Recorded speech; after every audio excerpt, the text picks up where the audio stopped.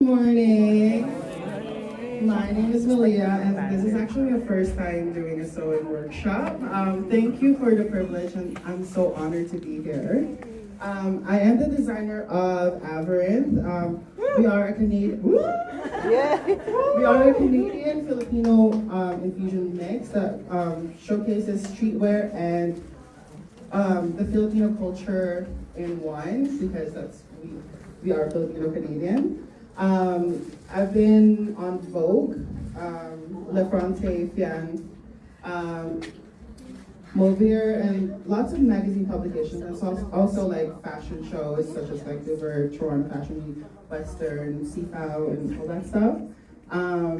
I've got to work with Tate McRae, Willow Smith, and Manila Gray, and some of the Canada Drag Race contestants. So it's been great. It's been a journey. I've been sewing since I was 16. I started doing I started practicing with YouTube. So I was doing that for like 5 years, and then I went to college for fashion at George Brown College and JCI Institute. So yeah, I hope you guys like this workshop. We also have here Marian Wu from our brand. Hi, my name is Marian Wu. I have a huge textiles background. My mother was professor at ACAD, head of textile department for the majority of my life, so I grew up literally in the textile department at ACAD.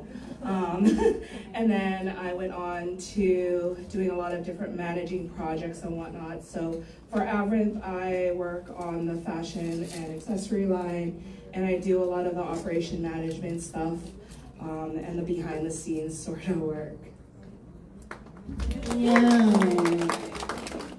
Okay, so we actually don't have our technician, our technical person, but he also works for our brand, and he did our website from the ground up within like 2 weeks. Something like that. Yeah, it's been amazing. But he does a lot of industrial companies and stuff like that. So it was very new to him. His name is Jay Cruat, but he's not here at the moment. He's accompanying her mom. Yeah, her mom, which is Catherine Dickerson. She'll be here later on to help judge, but he'll be accompanying her because she's, kind of older and she's got limited time where she can handle. But she's really excited to see everything you guys do. She's so excited. I guess, yeah, she did textiles, of course, like I had said.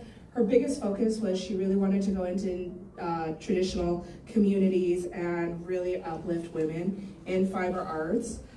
She would work on if a weave structure or dye was no longer, people didn't know what it was, she'd try and figure it out and then bring it back to the people and allow them to do that. Has traveled all over the world, lived in different cultures such as Maori and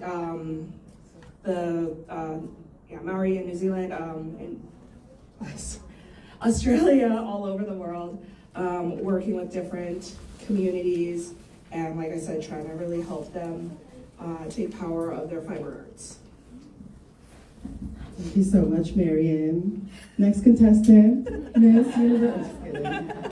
So before we start, I have some syllabus notes for you guys to take home and read. So if you guys can pass it along.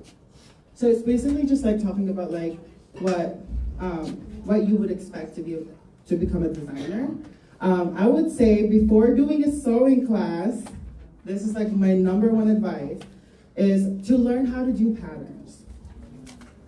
Or to learn how to do manipulations, how to grade a pattern and all that stuff. It's because even though you know how to sew, if you don't understand how to do a pattern, your sewing skills will never go anywhere. And your sketches as well, you can keep sketching and keep sketching, but if you don't understand how to construct a garment, it's not gonna go anywhere. So one of the things is just please make sure you know how to make and read a pattern, because in the industry of manufacturing, they don't care if you can sew. If they will see your technical and specification package, and that's basically your language in the manufacturing world. But also, when you understand how to do a pattern, you get to understand how you can sew it. So it's gonna be like that. Also, like getting your technical package and specification, because that also minimizes your errors and costs. So when you create a design, it's important to really like work with a technician as well, and like someone who can like calculate all the costs and all of the fabrics and stuff like that. Because if you have your technical specification, that's like your blueprint for everything, for like your design, your manufacturing, your labor costs, how much you're going to price the item. So I will give you guys some topics on that if you want to email me later or something, because we don't have that much time to like explain everything. But we're gonna start with how to read a pattern. Okay, guys. So that's like the number one thing. Hello. So this is kind of like a basic pattern. Okay, what does this indication mean? This is your grain line. This is what you follow, your grain line. And basically like on your fabric, right? There's your selvage, the sides of the fabrics. And then if it's elongated or if it's like bias cut, it will tell you with this one. So right now we're just using like the basic grain line. On the sides over here, there's V cuts and stuff like that. It doesn't mean cut it, okay? It means pleated. So there's gonna be like different things. If you want it, like if it's gonna be ruched or like, you know, this like mini gathered pleats, it's going to be like a curve. And then if it's just like a straight seam, it's just gonna like have like the dot, the straight kind of like broken lines and stuff. Cut to self, cut to interfacing, cut to lining. So what it means is how much cuts do you have per garment. So let's say you're designing a jacket, cut like one panel would be like, or like let's say the sleeve. You're gonna cut 2 of the actual fabric. 2 of the interfacing is your fuse. It's basically your stabilizer for every fabric. And then 2 linings. Sometimes it changes. Sometimes you don't need a lining, sometimes you don't need an interfacing. But yeah, it goes on. Your indication where your front and the back. If it says front, there's gonna be a notch, just 1 notch on the side. If it's the back, it's 2. So that's how like the manufacturers can tell them, oh, this is the front, this is the back. Because sometimes it may look really similar, but if you sew that and you like sew the back side onto the front side, it's like do it all over again. And then, what else? Seam allowances. So it can differ which kind of garment you're doing, but the basic seam allowance is like 1/2 inch. But for the neckline, it's about I usually use 3/8 of an inch, because you want to be able to sew the curve and then like cut a little bit. Like there's not much tension when you use like on your neckline, right? But for everything else, there's a lot of tension because you're like putting it, you're trying to fit it, right? So just make sure you have enough seam allowances. And then I just wrote some notes. If you're doing a regular hem for a sleeve, like I would like add like 2 inches or 2.5 inches, because it depends on what kind of finishing you want. So if you just want like a basic hem, then it's gonna be like 2 inches, because you need 1 from the exterior and 1 from the interior. So you're gonna fold that, and then you're gonna fold the seam allowance. So yeah, it really depends. If it's lining, you can do what like a half an inch. All right. So what else do you have here? That's about it. Oh wait. You also want to put the year, the collection name, and the collection piece, and what it is specified as, like the sleeve or something. It's really important for that in the manufacturing world. And so, yeah, that is your basic pattern thing. It's also written on your syllabus as well. So if you have any questions, you can email me about pattern making. I need water.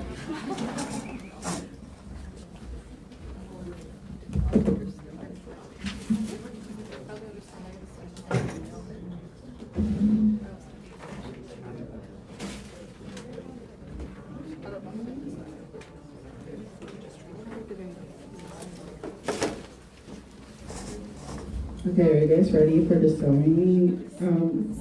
Oh, thank you. Hello? Oh, so it's hello. Hello. My name is so today we will be learning how to do the traditional Filipino terno butterfly sleeve in the most basic way because it can get very tricky. So,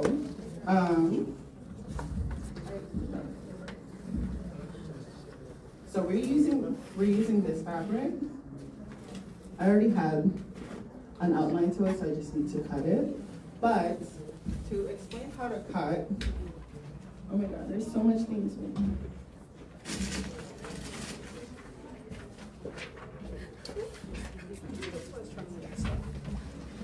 Okay, so if this is your pattern, right? This is your grain line, like your grain line indication.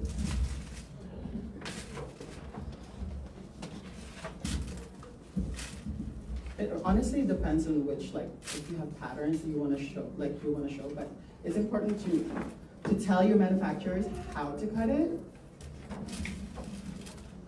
So you're going to match that notch on the bottom of the hem right here, because that indicates the middle point of your armhole. And then over here is going to be where this is, like the sleeve, and then where it matches. This is the indication for the notch. So when you lay it like that, and then draw it out, make sure you put the notches to indicate which one is the front, which one is the back. Because even us designers, we can get very confused with that if we don't have the notches. And also like the lineups for everything. So if you have a pocket that's going from the seam, but you didn't put the notches there, they don't know where to put the pocket. And so you might forget too. Yeah, so make sure you have your notches. And notches is just like a small cut.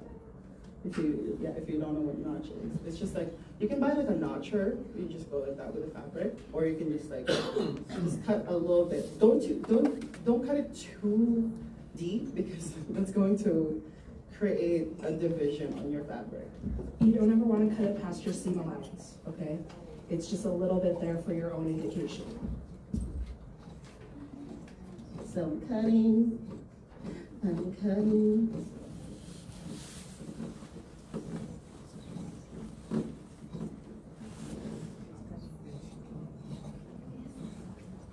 ASMR. Okay, Yeah, let's yeah, do an I was about to say.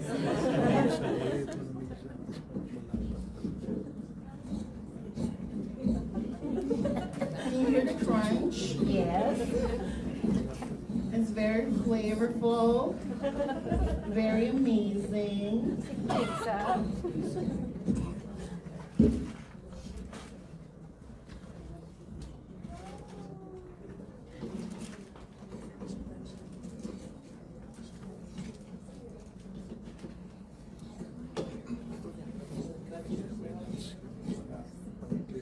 That is the least of my worries. Cutting myself. You cut yourself every day when you are designing. But one of the things that you should be careful of, mannequin falling on your foot. Oh, yes. Because you could actually lose a toe when it becomes dead. Because these mannequins, the top part is not that like heavy. The bottom one is. It's fully metal and stuff. So, I don't know if you, oh wait, that one is like full of metal. So if you drop that, go to the hospital as soon as possible. Goodbye. Yes. And sometimes when you work in a small area with someone who's a little chaotic, it can be problematic. Yeah.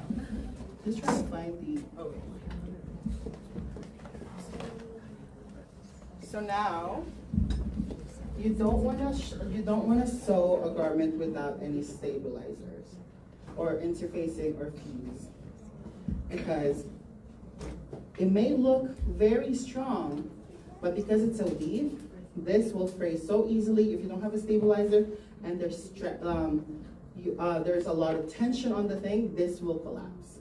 So your hard work will just go nowhere. And there's there's different kinds of stabilizers. There's fuse, there's a sew-in interfacing, and there's also different kinds of like weight. So sometimes you can have like a hard one or a soft one, and also boning. That's also important to use for construction. You can use wire. Honestly, like sometimes you can use chicken wire or something. They don't even know. It's like a couture dress and you have wires from like a Christmas parole or something.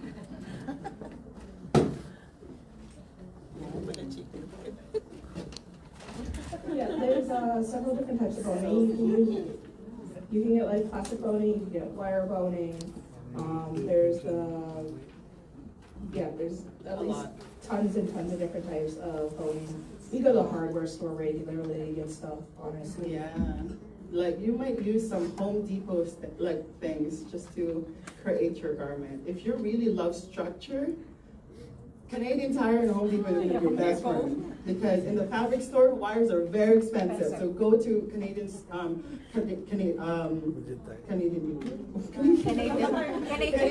Home Depot because it's like $10. Canada Dry. It's not ginger ale. It's not ginger. So for stabilizers, make sure you don't iron where the glue is. There is glue on this, okay? So I don't know if anybody want to touch it. The rough part has the glue, and the soft part doesn't. Sometimes when you glue it on the iron and then you glue the wrong side, it's hard to take off, and then you have to scrub your iron, and then you can like damage your whole garment as well. But this is the iron-on fuse. There's other stabilizing fuses that don't necessarily have the glue dots on them. But this one, it does, to make sure you're using the proper side. So I'm just making sure that it's the proper, ooh, I almost did that. So I've seen that they make black fuse as well. Are they making other colors yet? For the stabilizers? Oh, there's a lot of colors for the fuse. They have nude ones. They actually have, they don't have it in Calgary because we are not known as a sewing city or a town. But honestly, like when you go to the Hotter Right thing, like they have a bunch of fabrics. They have a bunch of like interfacing. I'm like, how come we don't have this in Calgary? What do you guys do? We have been Edmonton. Because they buy bolts. Yeah, they buy bolts. It's like, you know, it's one of their industries as well as making clothes and stuff. But there is a bunch of interfacing. Like it varies with the colors now. If you go to like Asia, we have blue, green, yellow, purple, everything that would match the fabric. But it's just hard to get because they're still trying to introduce the colored interfacing. So right now we are stuck with white and black. Unfortunately, as fast fashion became more accessible, there was less need for products, less demand. So therefore, manufacturers don't bring in as much. So when you go to a larger city, like some of the Asian cities where people are more likely to do that, that's why you find it more typically in those areas. So Vancouver, if you ever go there, stock up on fabric and interfacing, or Toronto. If you go to the Philippines, do not go to just like any fashion fabric store. Go to Tai Rizal.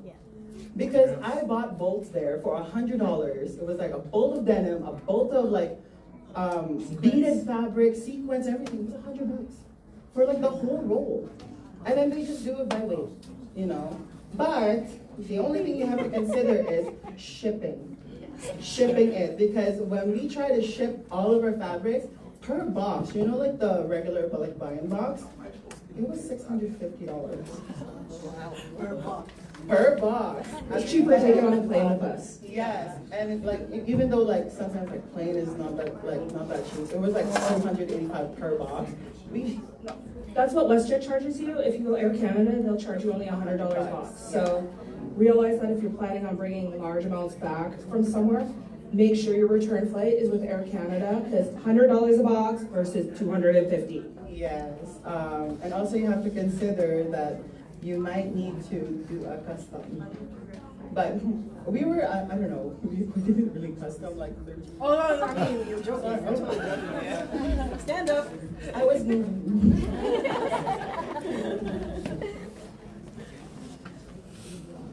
So right now we're just cutting the interfacing.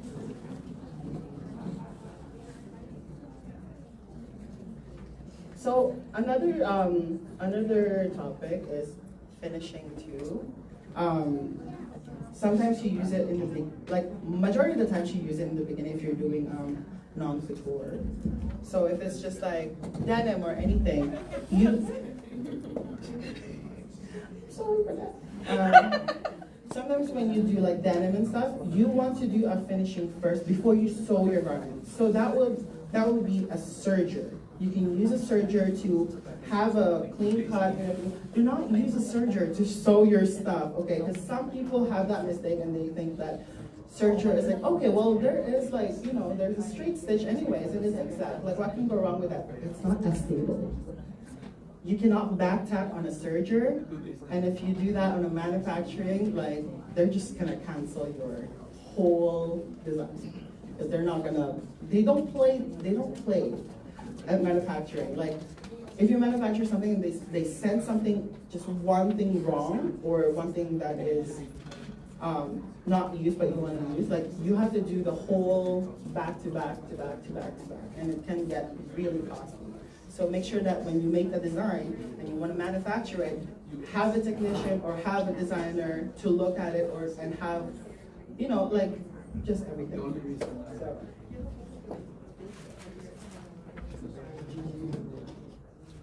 Yeah. Another thing a lot of people have problems with when it comes to sending it off to manufacturers is they think that they're being clear, but depending on where in the world you're sending it, they can have different measurements, like some do metric, some don't. They may also have different verbiage, things like that. So even putting like cm or inches is really important on your actual pieces, because like in China, they go by centimeters. So if you put 1 centimeter, they're gonna be like, what? Instead of 1 inch, right? So yeah, you also have to convert every measurements into every, like the systems that they use in each country. It's a lot of math. Yeah, especially in Asia. Because they don't really use like inches there. They don't use per inch or anything. That's what I said, they use centimeters. Centimeters, yeah. So now we're just pressing the, I feel like I'm taking an order. Can I get a takeout order for, just kidding. So now we're pressing. So in the fashion world, you don't say iron at all. You say pressing. So you have to make sure that your interfacing and your fabric is on the right side. Oh no, I don't have a cover too. Cotton? I usually have like a muslin to go over top of it. Oh, that's a paper. You could use one of the fabric. Oh yeah. Yeah. Yeah, Kuya has. Is this cotton, Kuya? Yeah, Okay. it's clean. Kuya scent will be there. Because I'm just like trying to match the what do you call it? The fiber that's used on this and this. So let's say if I'm like using this as a cover for pressing, and it has nylon, or I think it's going to melt. So if it's natural cotton, use natural cotton. You use like muslin. Muslin is kind of like your sample fabric, if you don't know that term. It's like where you It's a cheap fabric that you're using as a tester Yes. to make test designs, because you never want to do your first cutout of the actual good fabric, because that can get real costly when you mess up. Yeah, I mean, like you have your fitting, you have your sample making, then your fitting, and then, alterations, and then another fitting, and then your final fabric. Because some of these fabrics can cost about like $300 a meter. And denim, like what I use a lot for our designs is denim here. But I noticed in the Philippines it's so much cheaper to buy. Like even with the flights, even with the hotel, because here it is like $48 a meter. Over there, it's $40 for the boat. So, I mean, might as well just get like lots of rolls of fabric there and just pay for shipping.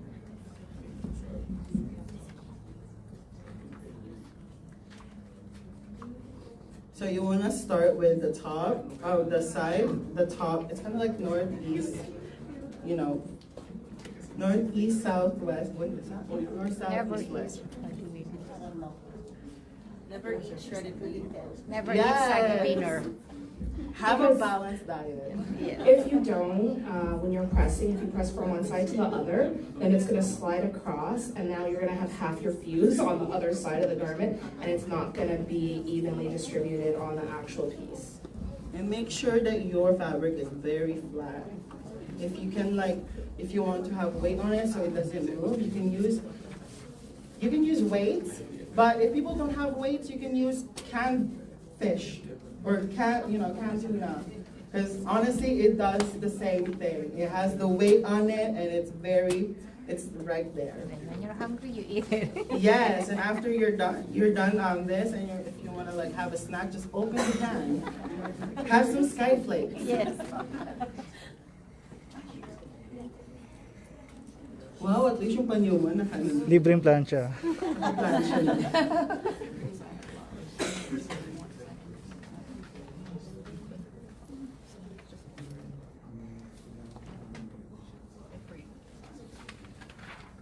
Sometimes you have to be careful with the interfacing when you're ironing it because the glue can seep up to the other side of the fabric, and that's gonna make your iron very sticky. So always have a cover when you're ironing. Chicken wet. Yeah. No chicken mark, teka lang. I'm just agreeing, what are you talking about? Yung butas-butas. Chicken wing. Oh. Yeah, if you have never seen an interfacing, there's these micro dots. Do you wanna In pass here. it around? Hello. Oh, pass. No. Here. Yep. Oh yeah, that's awesome. But you can also pass that around so you can feel what a bolt is. A roll of interfacing. Yes. Yeah. So the rough side is where the glue is, and also the shiny side. So you have to really see on the light. Sometimes it doesn't show because some of the glue are very matte. So you have to look in the light which one has the glue and which one doesn't.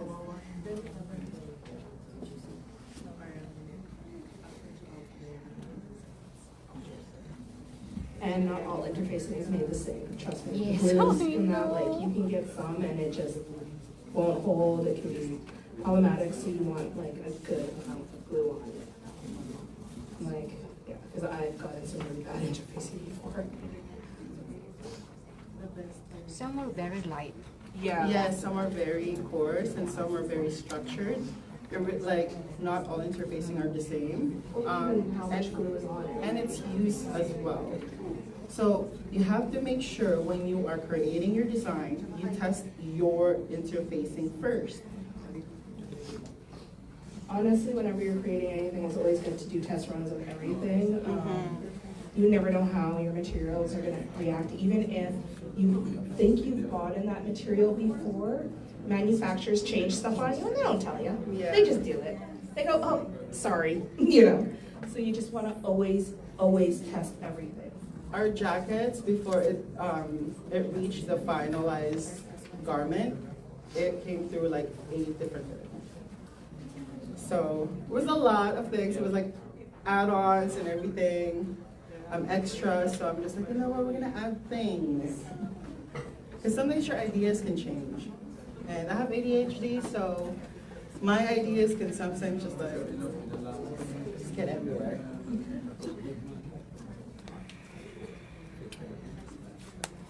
Okay, so we're just gonna check if it's Nice to and let it cool now. Yeah, before see you now shake. you can see how much structure it is, right? It's nice.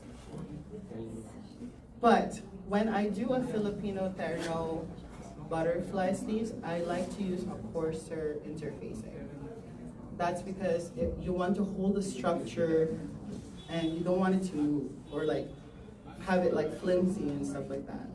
Or we have this mesh. Oh wait, I didn't bring it.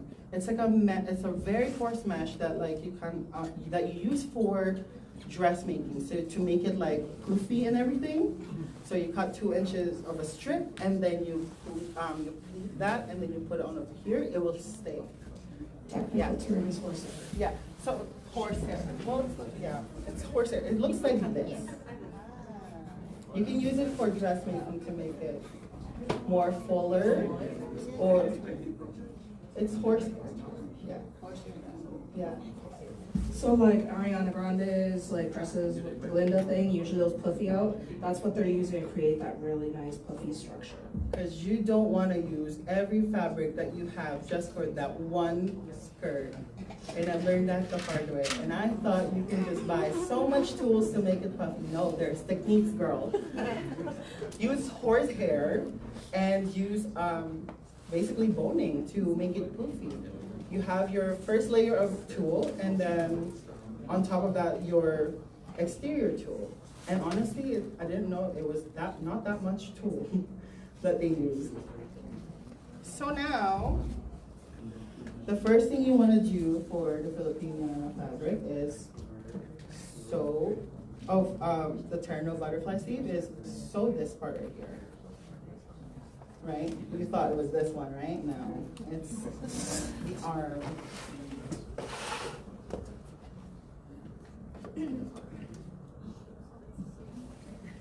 So you're gonna sew an inch, or not an inch, half an inch. Make sure you back tack, you guys. Back tacking is when you sew back and forth. That's to lock your seam. If you don't do that, yeah, goodbye.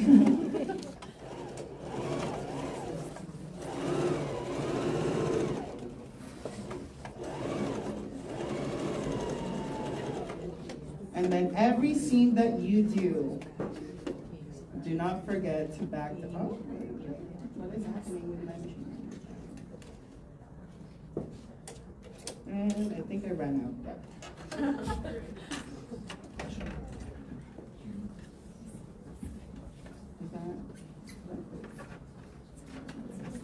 Sorry, give me a second. I was doing the samples like a day ago, so bear with me here. Oh yeah, this is called putting a bobbin, like threading your bobbin. This is a bobbin, you guys. This is the small thing. Do not ever lose your bobbins because sometimes you may think that you have a lot, but no. And bobbins are not universal, so they do not go from one sewing machine to the other. That is a lie. I'm using this. It's supposed to be for like sergers, but honestly, I just put it here because there's a lot of thread, and I don't want to buy those like individual threads because they can get very expensive. But sometimes you really have to match your thing. But right now I'm using black so people can see how it's sewn. And if I use like the actual like the thread to it, you're not gonna see, right? Make sure you collect a lot of bobbins, you guys, because you can thread bobbins, a lot of bobbins with different colors, so that like you're prepared. This is the only driving I know, you guys. It's okay, she has the chauffeur. Yeah. What kind of parts of the sewing machine? Huh? Or Oh, the sewing machine. if a man asks me, do you drive? Yes. It's called a singer. Parts of the Split machine. I know parts of the sewing machine. Parts of the car, no. What is an intersection?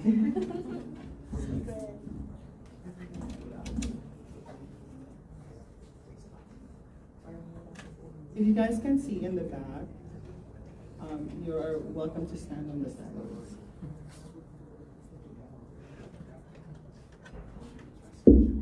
I usually like to lick the ends of the thing because when you don't lick it, the phrase doesn't really go inside. And people say if it's disgusting, well, this is my job, so I'm not telling you how to do your job. But there's also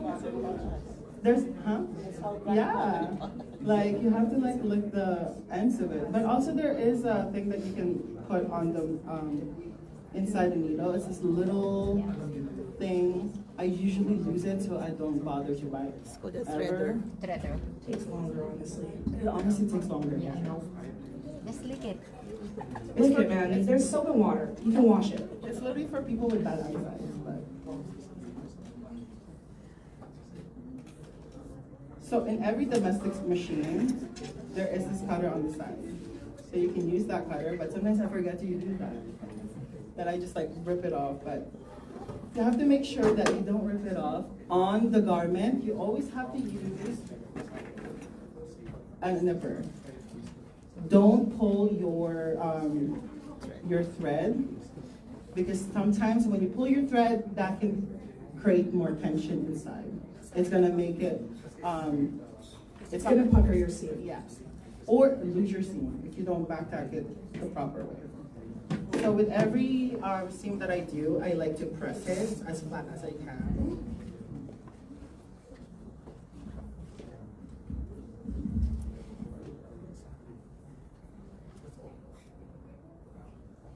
So much thread. When you press your seams, do you press the overlap out, or do you do it to one side? I do it here like this. I never want to do my, I never want to press on the actual side to it, because that can get very dangerous, and if you press too much, you can burn your fabric. So always do it on the other side. And the reason why you flip it open is if you press it to one side, you can create a lot of unnecessary bulk at the seam, and it will affect how your garment actually lays on the body.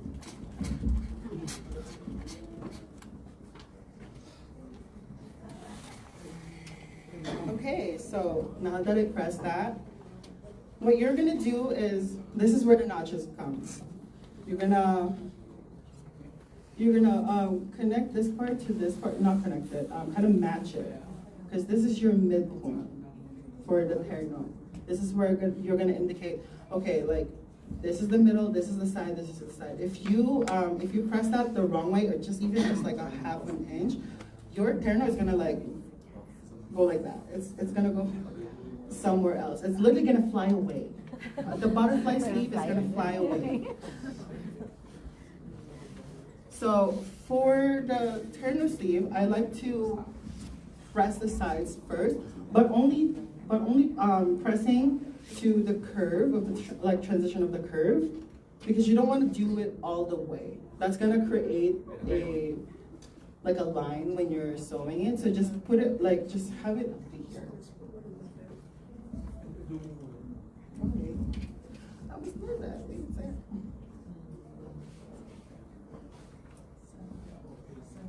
So if you go to the Philippines, if you're not Filipino, terno with the butterfly sleeves is basically one of the official traditional wear for the Philippines.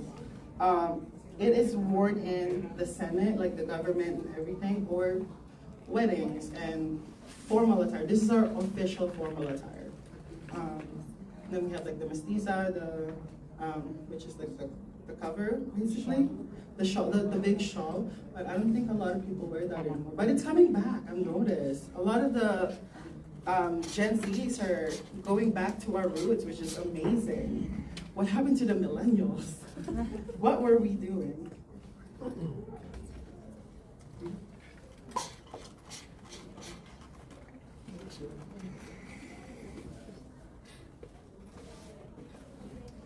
Okay, so now that I have that pressed, we usually, for the terno, we usually have a butterfly sleeve block. But we can't really get that in Canada, and it's also expensive to get in square. So not a lot of people will, not a lot of people sell it, but sometimes you have to order it. And if sometimes you order something and it's not the right size, it's like, oh my God, like what is happening?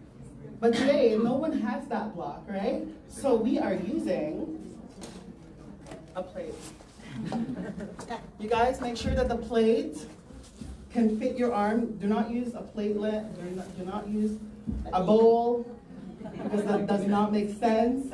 Do not use a flat plate at all. Use a curved plate, just like this, you know, just your regular white IKEA plate with a little bit of curve, because that is going to be like kind of like an indication for your sleeve. That's gonna curve your sleeve directly.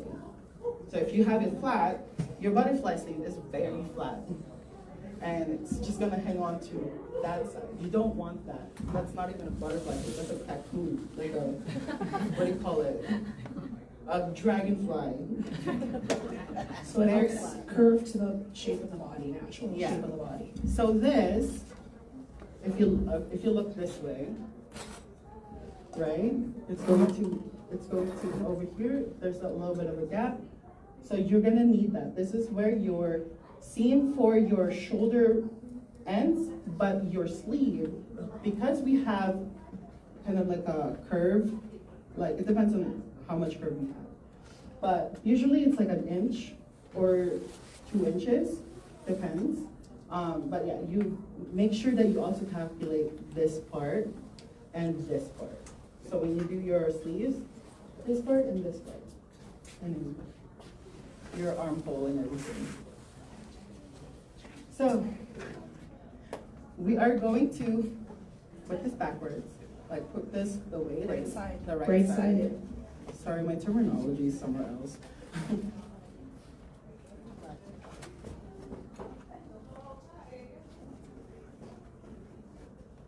Like, so I feel like I need to press it more.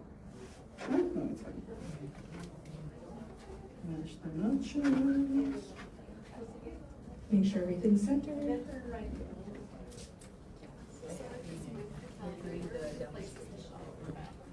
For fabric, do not go to Fabric Land. Unless you have a membership, but you know, sometimes it's still so expensive to go to Fabric Land, because their denim there can cost up to like $70 per meter. And it's not fiscally responsible if you do that. I used to do that and I'm like, why am I spending like $800 on a denim, like on jeans, like the jeans that I'm gonna make? And then I go to Fabric Depot where it's like $13 a meter. And then, yeah, and that's where I usually get, like, if I'm like in a rush. Also check out the Indian fabrics. They have $2 for like chiffon, for like beaded fabrics. It can go as cheap as like $9 a meter. Both of those are family-owned businesses and local businesses, so when you go to them, they tend to have better pricing because they're really trying to cater to the community, where Fabricland is a larger group that is trying to earn, profit across the board. You can also go online sometimes and have stuff shipped to you, which is also a really good resource that we've used before. It's like the urban fare of fabrics. So like if we like to shop at No Frills, Fabricland is like urban fare. So now,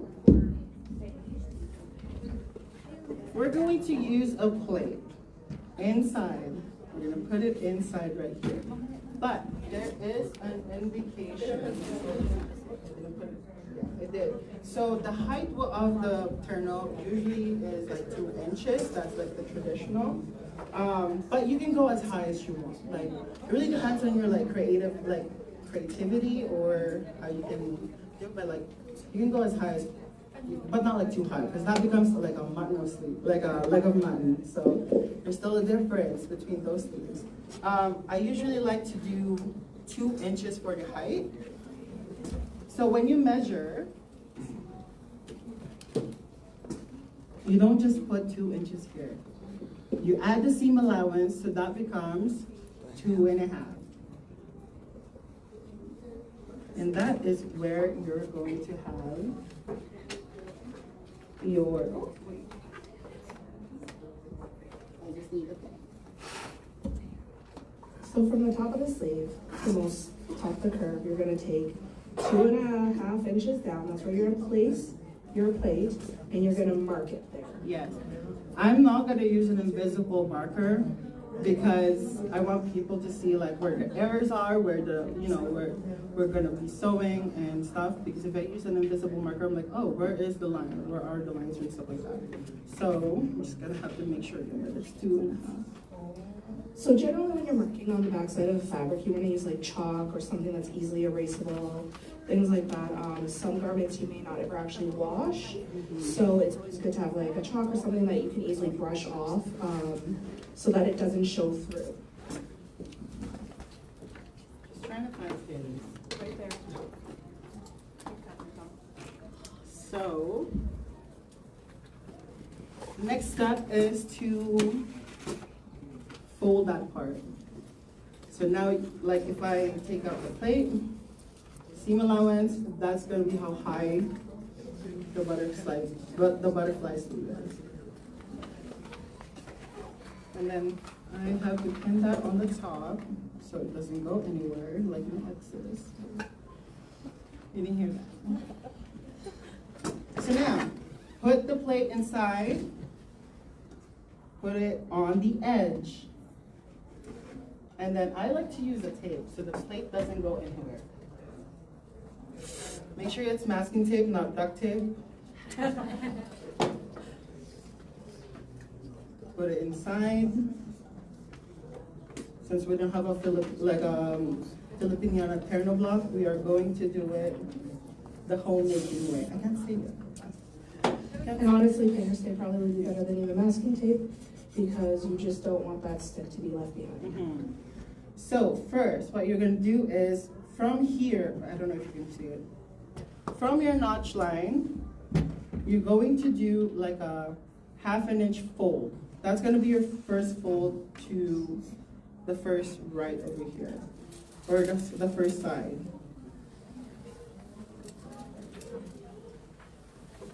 My fingers is exactly like 1/2 inch, like this part right here. So I use that to measure.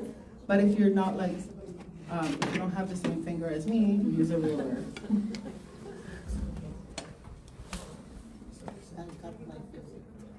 Huh? Oh my God! Not the finger liposuction. Is that possible? No, honestly, with my fingers, I've like measured them. Like, it's used to like it's nice to have a guide. Like my thumb is actually an inch, so it's easier for me to not use a ruler. I'm just like doing it with my fingers. But don't copy me. No, you measured. It's kind of the way my dad always measured. He knew exactly how long this was, so he could like measure things out for construction. A lot of people do it when it's your career and you do it all the time. You get very used to, okay, you know, it's that same measuring with the water, finger, for rice. Oh, yeah? Yes. So we as Filipinos, we are very resourceful. We are very smart when we don't have the supplies that we have. So we gotta make it work. We have no options. It's also muscle memory, right? Yes. When you do things so many times, you start eyeballing, you know how to eyeball it, like, you know your measurements right off. It's just that muscle memory. So now I'm just pleating to structure the height of the sleeve. Yeah. I already made a pre-made here, but I'm just showing you how to pin it. So when you pin, do not pin it here, where your sewing stitch is gonna go. Always do the other way, because your needle, your pin, can go inside this, and when it goes inside this and turns and your needle is inside, you can break your sewing machine. So I learned that the hard way because I went through with 5 machines. Yay!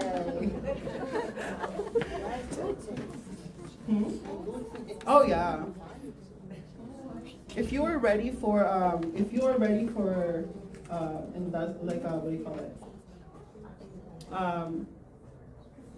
Making like several sizes of your designs. Use an industrial sewing machine because they're faster. But also nowadays, these sewing machines now are honestly much better sometimes. because if you can, like on the knobs here, there's different stitches, right? And these ones are very heavy duty. It acts, honestly, it acts like an industrial. But the only difference with industrial, it's on the table and it's flat and it's fast. There's only one stitch on that. So if you are a very creative person and you're just doing it by yourself, get a domestic. Yeah. And if you're starting out, don't buy a very expensive domestic. It's fine, you can go to Walmart and get a machine gun. Yeah. And industrials, I wouldn't necessarily suggest for most people, because it is really fast. Those needles come at you really quickly. There isn't a guard. I was making hoods for Bali one summer.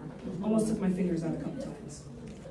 So now we're going to move the plate as we go with our pleating, because our plate isn't really that big, right? It doesn't really match. So we have to keep moving it and then tape it, so that like we can like create our structure and it would stay the same while we pin.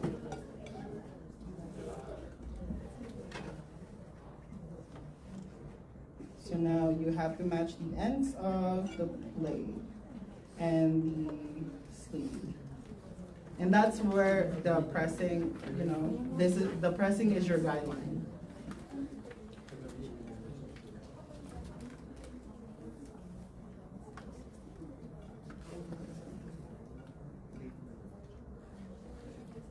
So when you are pinning the pleats, after you pin the whole thing, we're gonna use that one. I pinned the other side of the pleats as well. So each pleat has 2 pins. One in the front and one for the back. You don't pin the back, okay guys, because when you're sewing that you won't be able to see. So there's 1 and 2, like there's 2. Just make sure that you pin the back side as well, because when you're pressing it and it goes onto the other way while you're pressing it, it can get like when you're sewing your sleeve and there's too much bulkiness on it, your needles is not gonna, it's not gonna survive. And also your seams are not going to match. And it's not gonna look clean when you press it as well. It's gonna have too much bunches. And also make sure when you're feeding it through that the underside doesn't get caught and flipped, right? So you're ensuring that you're getting a proper flat stitch and it's not picking up and folding underneath on you without you knowing. So I'm just gonna do the other side here. For the other side, guys, you see how I'm kind of like putting it like this side? You're gonna do the opposite. So you're gonna fold your pleats this way instead of this way. You don't wanna have a pleat that is the same direction, because, well, it not only it doesn't look good, but it also creates a different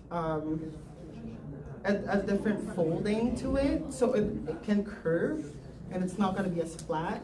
Make sure that you have it face like kind of like opposite of each other. That way it is clean finish. Because on the side over here, if you have that side going up, yeah, it can bunch up over here. It's not going to be the same as this one where it's going to be flat. So, I mean, like, make sure you fold everything to the center. Yeah, okay? to the center. All directions into the center top, okay?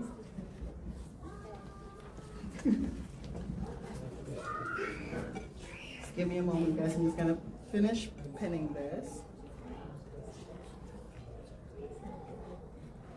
One of the things too that I forgot to tell you in the beginning, when you are cutting weaves, especially like something like this, it usually frays.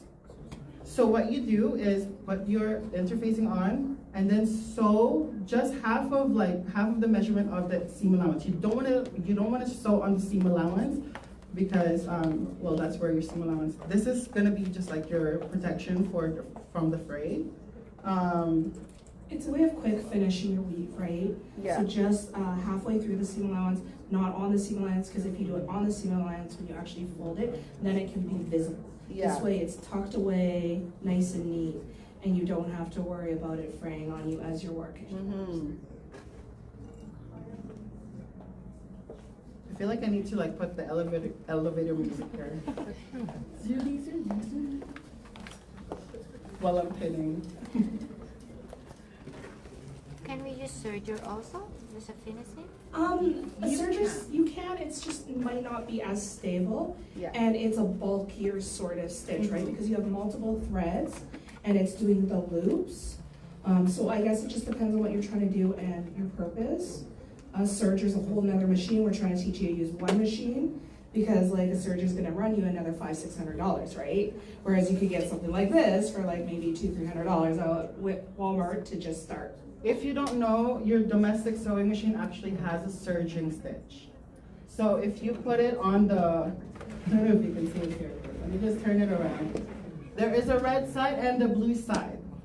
So if you put it on the red side and then, you see how like what reds are and all that stuff? Those are different stitches and those are different functions. So if you go like right here, where's the serging? Oh, right here. This side right here, if you put it on the red side, that makes it a serging stitch. But make sure that when you are doing that serging stitch, you cut it as neatly as possible first, because you don't have a cutter on the sewing stitch. However, after you do our sewing machine, however, when you do this stitch and everything, it's going to act like a sewing serger. So you don't really have to spend as much, but if you want to, go for it. If you really want to do like denim, especially denim or anything casual or cotton and stuff like that, you definitely want to use a serger. But if you don't have a serger, then use that. It's perfectly fine. It's just a two thread serge stitch instead of like with your serger and serger, you're using a 4 stitch. Like 4 thread stitch, okay? And when you are just starting out, if you don't have the money to buy domestics or anything, Marketplace is available. Do not spend too much money on your first machine because I know for a fact you're going to wreck it. If you can spend $60 on a used one, do that first. Calibrate it for like $50, like get it calibrated for $60 or $50. You save a ton of money. When you are ready for a lot of projects, then splurge on like a $500 domestic sewing machine. But if you are just starting out, it's okay to have a bait, even a bait like a kid's sewing machine that is like small. Maybe start with that. It's $45 at Walmart. Yeah, like I said, I got my last sewing machine, I think, at Walmart for $150. So, got on sale. I was like, oh, why not? Because I broke one. I was like, And nowadays, domestic sewing machines can cost like just as much as an industrial because of their like technology and everything. Like, there's this sewing machine that has a TV screen on it. Yeah. And you can like put your Wi-Fi and actually watch a movie in it. And it's crazy. And I was like, what? It was like $2,000. I don't know. My cousin's sewing machine, she got it in Japan, and she can hook it up to her Game Boy. Oh. And it's like she does the stitches, so she can like tell it to do embroidery and stuff on her Game Boy, and she hooks it up to her Game Boy. I was like, dude, that is awesome. But sometimes those screens are not what it's not for the like watching movies.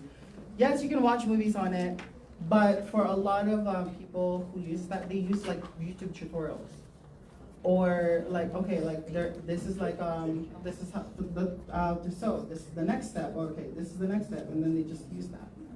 But honestly, I honestly want those domestic sewing machines. They're like $2,500. Why don't you try and like glue your phone? Huh? Suction it to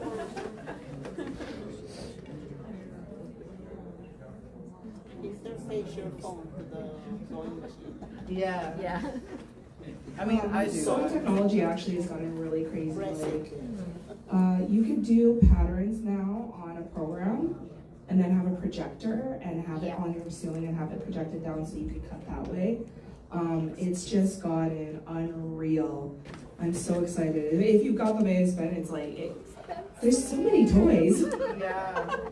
And now, like, speaking of applications and stuff, if you don't want to learn how to do a sewing workshop because of, you know, you just don't want to do it, but you do want to start a fashion line, maybe download Cloud AI. Cloud AI is like a pattern making tool that you can create your patterns in there, and then it'll show you 3D as well. So if, let's say your stitches are wrong on that, and then it will just show you what it looks like. So if your pattern doesn't match the other pattern, it's going to create that like, oh, like unevenness. So how do I fix that and stuff? So Cloud 3D AI and Fabra AI is like one of the places that you can do pattern making. Or if you want to do it the very technical way, use Adobe Illustrator. There are some YouTube tutorials on how to start, but you know, it gets boring at first. But once you learn how to use Adobe Illustrator, then move on to other applications, because they're honestly the same thing when you use it. So you want to keep the hello. Hold on. You want to keep the plate while you're pressing, because that's where you're gonna do your structure. So make sure you're using a heat safe plate, no plastic, okay? And nothing that's gonna explode. Don't use your china. China would be heat safe. Is it? Yeah, like, okay, so some Pyrex is not heat safe, so that would explode. I mean, I'm not gonna use the china because they're expensive. If you can use wood plates, so much better. Yeah, because we all have wood plates. Well, if you don't get one, Get your grandma's Dalton plate.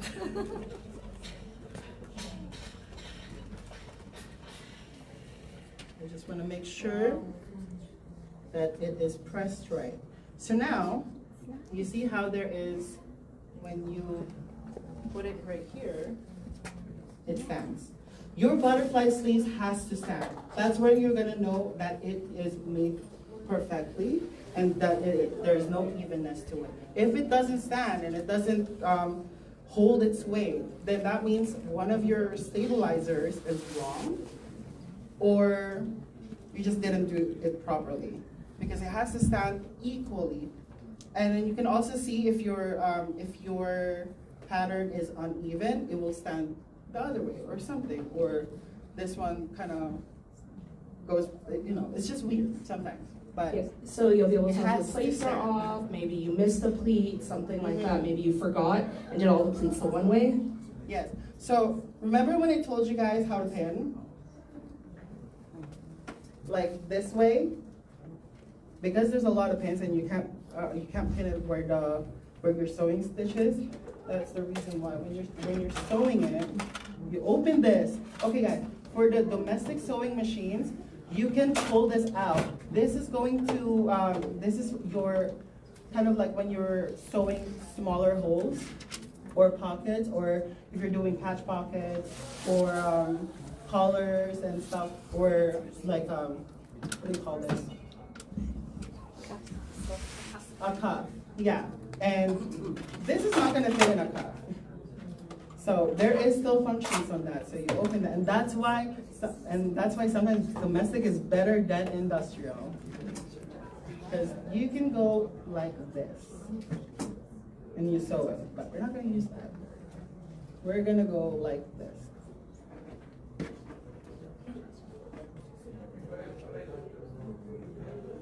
Like that. It's okay if it folds a little bit when you're sewing. You can always press later. And don't keep pressing. Don't keep pressing too much, because the glue actually loses its glue. Like loses its what do you call that? It's not gonna get as sticky anymore. So we're gonna do, because it is a curve, it's 3/8. So you want to do that for the curve. And then later when you're sewing your garment, then do 1/2 inch. But right now we're just kind of making sure that it goes in place.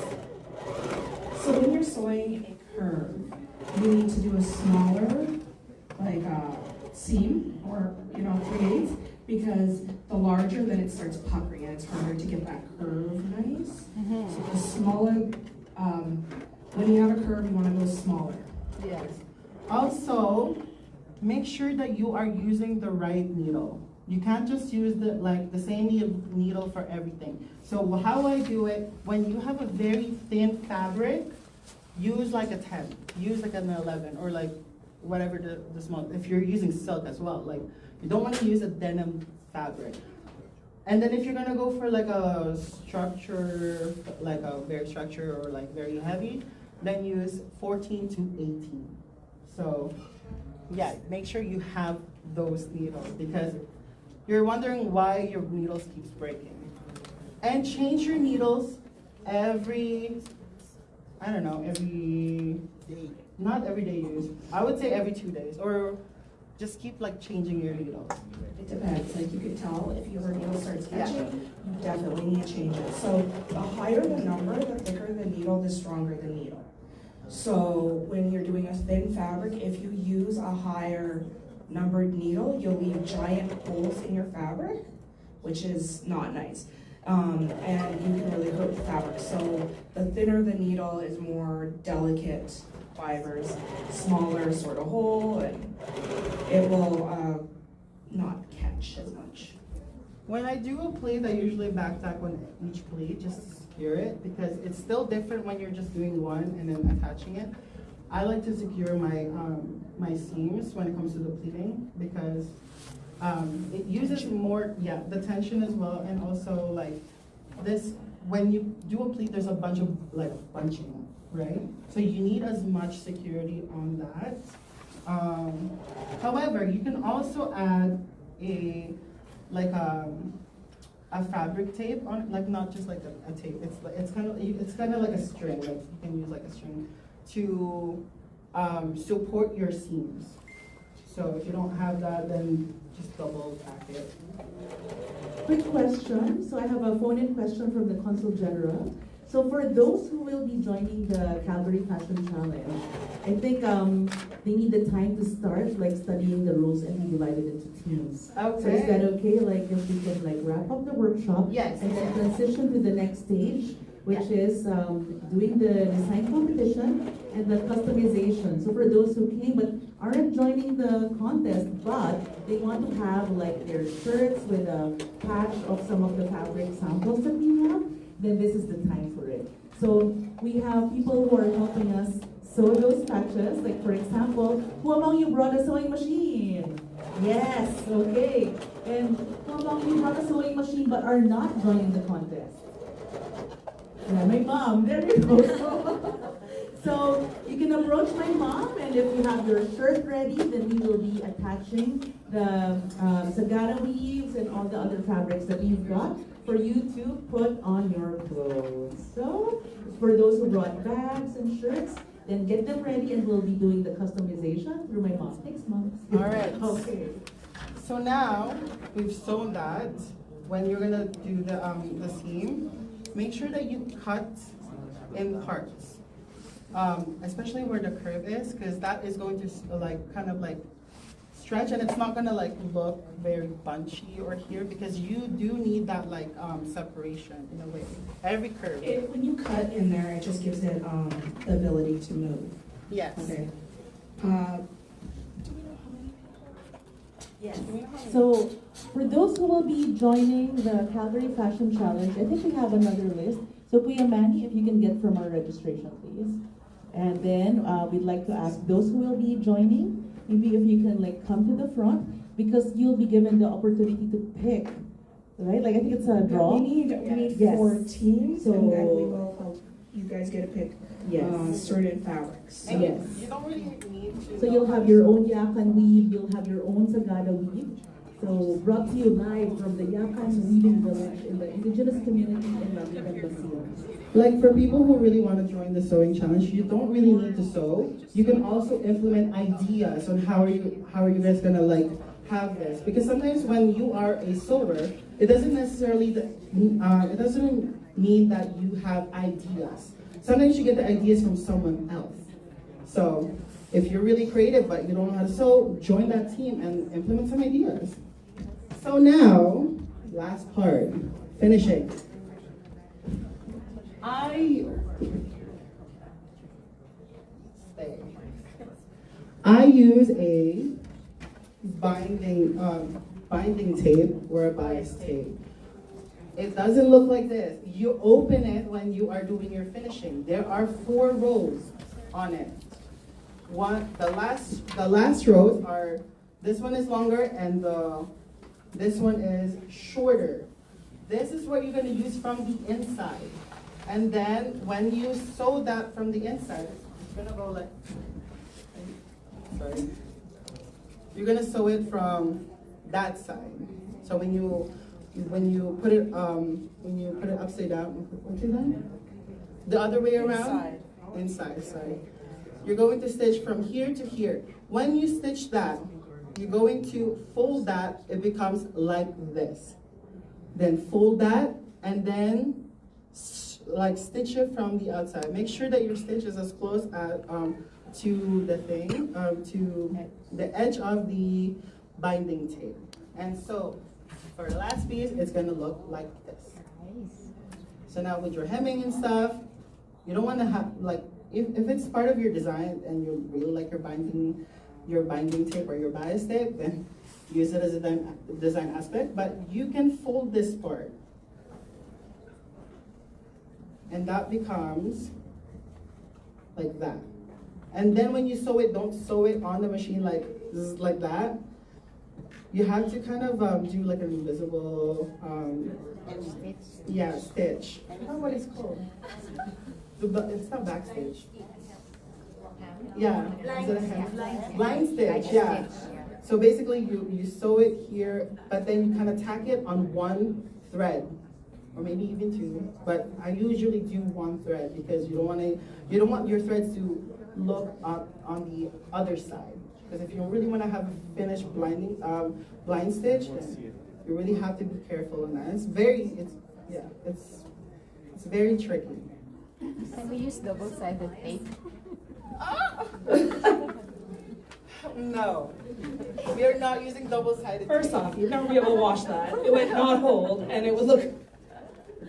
All right, Okay. so So now who's we all are doing done. the challenge? Does it have to be maximum 4 in a group, or I don't No, know? no, no. We're doing 4 groups. 4 groups. Yeah, no. We have 4 groups. And so for people who just got here and wants to join the sewing challenge, I just want to make sure that you guys know the prize. So a winning team gets to have each member of the winning team gets to have 1 look at the CFAB. So you guys become like a collection and stuff. Yeah. How many do we have? Yeah. Yes. Divided by 4. So I'm calling upon my colleagues to get the list of the participants, those who signed up. So Kuya Manny, if you can bring them over the list of those who will be joining. And in addition to the CFAL as well, we have one of our prizes. Yes. So, but if you didn't win and you still want to have a look as well, Bathala offered a place for anybody who was interested as well to showcase 1 look of what they made and stuff. But also, if you have any questions how to construct a garment, you can email me or add me on Instagram. If you guys can follow me on Instagram. It's AVERYNTHECA.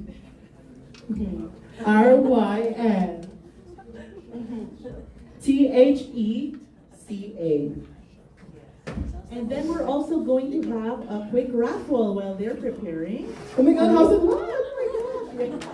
So, may I call upon one of our sponsors, Dr. Harling Mirasol. And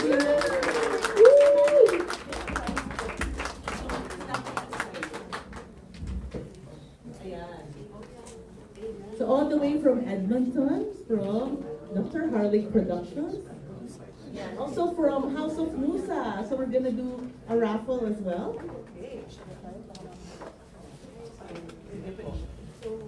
So what we're gonna do is close your eyes and so instead of cutting it, like pick a name. So all those who are present here. So those who did not show up will not be called. And those who actually signed up and were here right now will be entitled to the prize. So colleague.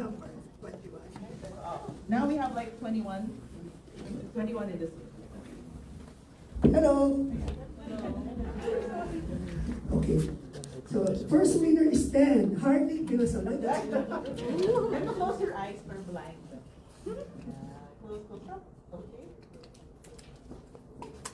Mabel Yari or Yam? Mabel. Mabel? Is Mabel here? Mabel Yari or Mabel Yam? Mabel. I mean, my name is Mabel. Mabel. Going once, going twice. Mabel. Mabel. Oh, now what is this? You don't want condominium, you Okay. let's move. Emily Abidir. Oh my God! Mother, bumili ka na ng loto. So you got Patrick Bullet. Wow! Picture mo lang po. Bias na yun. John, can you na ikaw na? Kahapon pa yun, ha? Guys, my mother. And my father's over there. Thank you. Next.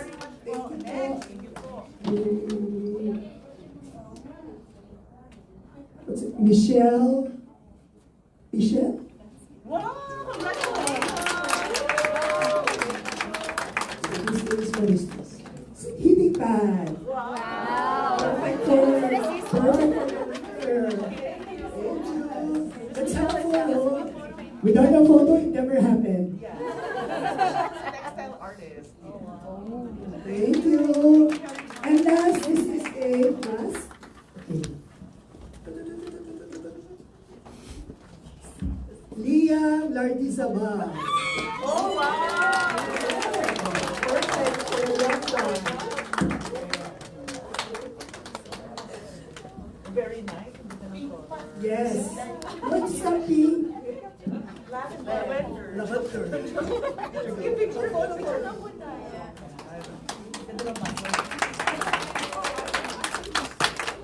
Thank you so much. Thank you. Congratulations. For the other prize from House of Musa, so may we call upon Miss Rose Linda Los Santos. So we have a lot of sponsors who have ang dami.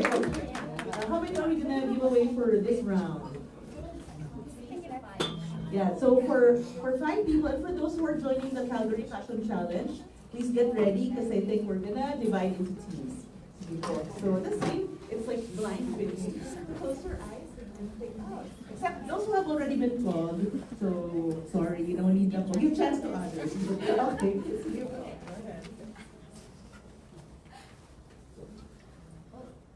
Okay, okay. Yes, it's not the spot. Hey, son, Anthony.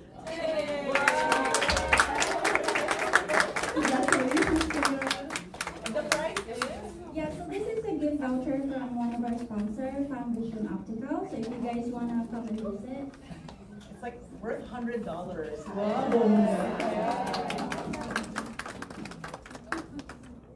Yes. Thank you very much.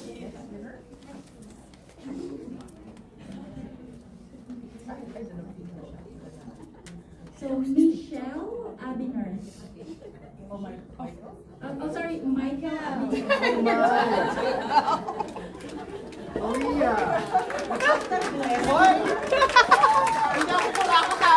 So it's another gift voucher from Family affair? Bumili na kayo ng loto, Daddy Mommy. Buy a lot of your tickets now, because I feel like they're third time to try. Okay, thank you.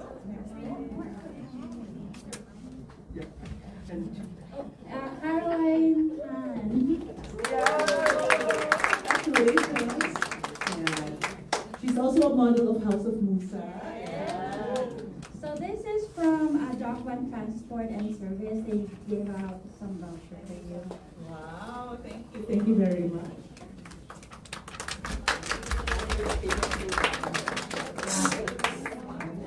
So one more. Yes.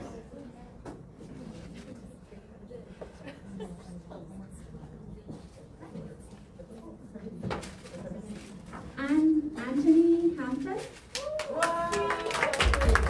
Congratulations. So, Mr. Anthony signed it from Internations, the expat group. So this one is another $100 value from Foundation Africa if you want to. Thank you very much. Raymond Mesa. Thank you very much for Miss Roslyn. For the next set of raffle, I think we're giving away 2 of the fabrics. So may we call upon Consul Felix and Miss Michelle Guerrero to pick out. Consul Felix, our honorary consul, and Miss Michelle. I want it.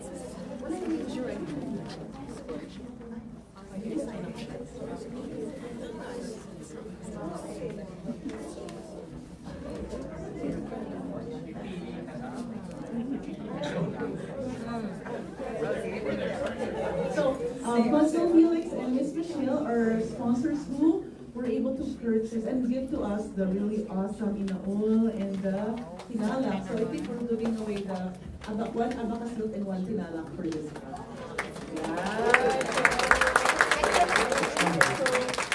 You can close your eyes and then pick out. Those already won are disqualified. Meron pa sa likod.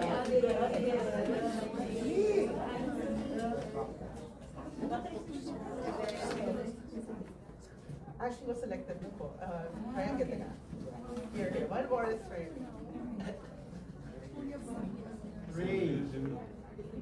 Yeah, she was picked out na rin po.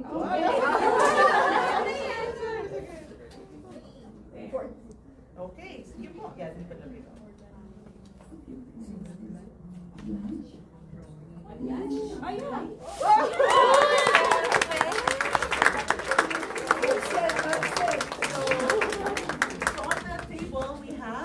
Which one do you want to give away? The red, the brown, the abacus? Wow. Aswerte mo naman. This one? Okay. You want her own red.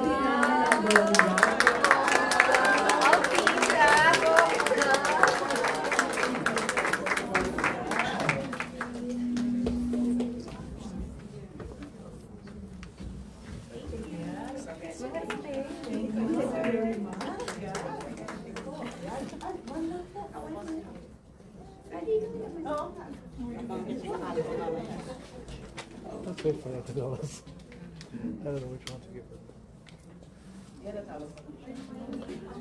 Mini, mini mo. Aswerte na yun.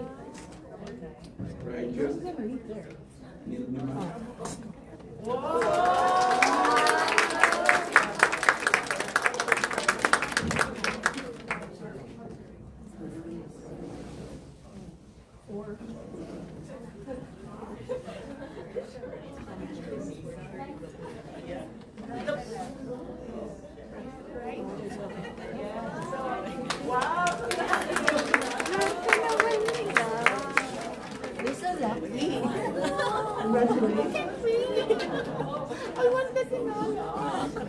Dito mali, I want the tinala. Sige, Tita Jay, sige. Abangan mo, hati tayo. Iwi ko sa Edmonton, di ba? So for the tinalak, if you want to know more information about it, right beside our guest book, we have the descriptions of the fabric and the journal articles, so scholarly material. Thank you very much. We'll do the next round for later. Yeah, so I think we'd like to come to the front, those who are joining the Calgary Fashion Challenge. Can I have a photo of everybody? Oh, Yes. Okay. Okay, smile, guys.